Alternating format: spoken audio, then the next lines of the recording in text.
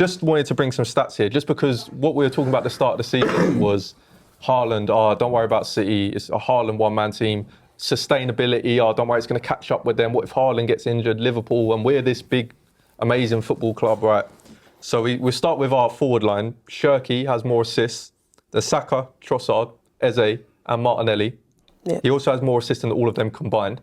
So all of them together, he's got more assists as. He's a young player, 22-year-old, first season in a new league. He was also out injured for 3 weeks. Still more assists than them. £30 million player, by the way. But even if we want to ignore that, okay, so that's Haaland and Shirky gone. More goals than Trossard? Foden has more goals than any of our players this season. Foden has 7 non-penalty goals this season, which is more than Saka and our top scorer, European top scorer, Gyökeres, combined. So that's more goals than them combined, who was also out towards the start of the season. Is this Premier League or all Premier League? All Premier League. Right. And then we get told, we don't want to play Lewis Skelly because, I don't know, we want a bit of experience in the back line. And, we don't want to play Wanyeri because we've got Eze and stuff. Man City at the moment, 22-year-old Shirky playing out of position, not far off Wanyeri's age, top of the assists in the Premier League, been out injured. 20-year-old left-back, Riley. I think City have conceded less goals than us in the past 4 games. With him at the back? With him at the back, a 20-year-old left-back that we're getting told we can't play our 20-year-old left-back because of certain reasons. They've got a centre mid playing at right-back in Mateus Nunes, has been playing right-back for them. So they've got a Ballon d'Or winner missing in Rodri for the half the season, if not all the season. We spent more money than Man City in the summer. So we normally have the excuse of, but it's City, they spend we spent more money than City, etc. And then I just wanted to speak on the players that we have signed, Gyökeres and Eze in particular. Hincapié maybe, but maybe is only a loan with option. But Gyökeres and Eze, how much money have we spent on them? £140 million-ish with add-ons and stuff like that. Do we think that Gyökeres and Eze have brought £140 million of value to our squad? No, the jury's out.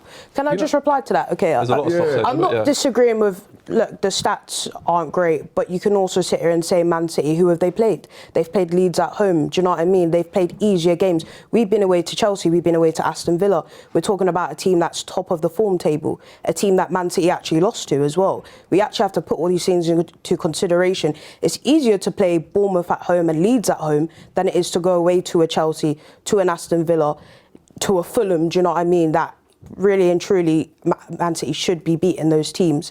And, look, I'm not saying that, we need to trust our squad more. I do think someone like Ethan, who came on against Club Brugge, why is he not really getting more of a look in? Marzo Skelly, I wanted him to start, absolutely. I'm not sitting here saying that Victor Gyökeres and Eze, they've been performing to the top level, but there's still a lot of time. But I would also take a bit of, them stats are a little... Because how much did they spend in January last year? They spent about 300 million in January last year and they went mad, right? How many goals has he scored this season? Marmoush. Of course. Yeah. I think that's where the difference is in a big club. No, because you make those stats. There's context around but there's a lot of context around that. They went mad in January last year. Where's that defender they bought? That Kuzanov and all that? Yeah. What's he done since he's come? But this is the point. They bought Marmoush and then they replaced him because he didn't work. They said Marmoush, £60 million. How many goals has... Because Eze scored more goals than Shirky, hasn't he? I think he's got similar position. Similar goals. No, Shirky, how many goals has he scored? I think he's got 3. Or Reinders, for example. Reinders has scored 2 goals. Yeah, how many goals has Reinders Reinders not attacking midfielder, to be fair. But my point is... So not all of their stuff is... Marmoush, for example, is your best point. Marmoush, £60 million player. They bought him in to perform, and he didn't. And do you know what they went and did? They said, you know what, not good enough, sit on the bench. But he's Haaland down the middle, isn't it? Okay, so it comes to January, we're top of the league. Gyökeres has still won 2 league goals or 3 league goals, whatever it is. No, he's got more than 3 league goals. It's four with a penalty. So 3 league goals, 1 penalty. That's exactly it. He's got 4 goals. Okay, so he's got 4 league goals. We get to January, our £70 million, 100 goal a year striker has 4 league goals and we're trying to win the league.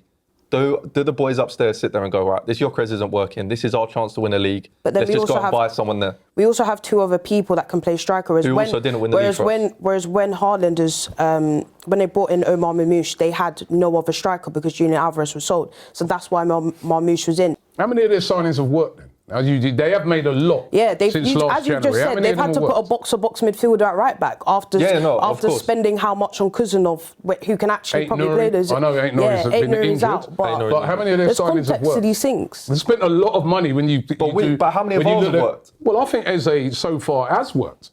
I don't think Eze has lit it up as well as we want. He's dropped now. He does not play in the next game.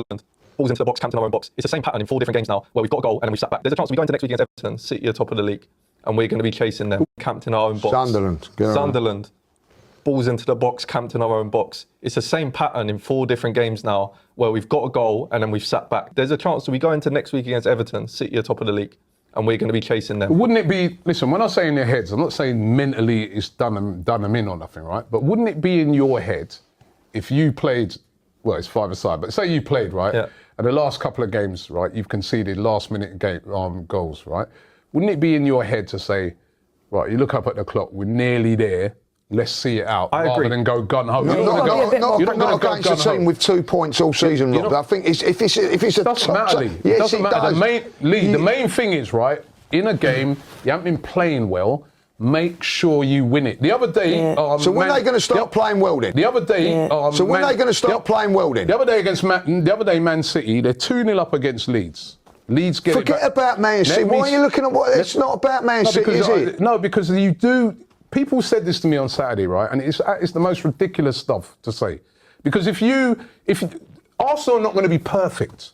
They are not. There are no teams... Well, they haven't been perfect for 4 weeks, Rob. Exactly. We know that. There are no teams that win a league that can't be perfect, right? So it is quite legitimate to look at other teams and say that this doesn't just happen to Arsenal. So I'm saying, right, the other day, Man City, they're 2-0 up against Leeds. Leeds get it back to 2-2, right? Now, the thing is about it, right, they didn't just look on it and say, it's Leeds, man. But, you know what I mean? Pep Guardiola had to bring every player over. So right? I'll come back to you on this. Listen to what I'm saying. I will, because I'm going to come back to you on this. The keeper went down, right? Yeah. He had to strategically bring everybody over and say, yo, guys, we're about to throw this away. And then they went and they got the winner. It's not exclusive to Arsenal. You're the manager. Yeah, You've got to get this done. He has got to get this over the line this season. There's no 2 ways about it. And if you're going to be defensive and cautious all the time, you ain't. There's going to have to be a change of mentality somewhere along the line. And if you're struggling against Wolves, and like I tell you what, because that first half, Kenya, right? I've watched it. I watch him, right? He makes the runs. The runs are all right. Yeah. But there was 4 times I looked. Subamendi got the ball. He looked up. The run was on. The pass was on. I'll play it here. I'll play it safe. We'll play around. There's this thing with Arsenal at the moment of control. Yeah. Like that pass into Gyökeres, it could get cut out. Yeah. It might not get there. The ball to him. Then it happens. It's not suit that style of play. By the time you do that, everyone's beyond the ball. Everybody's behind, but it's not suited to his game.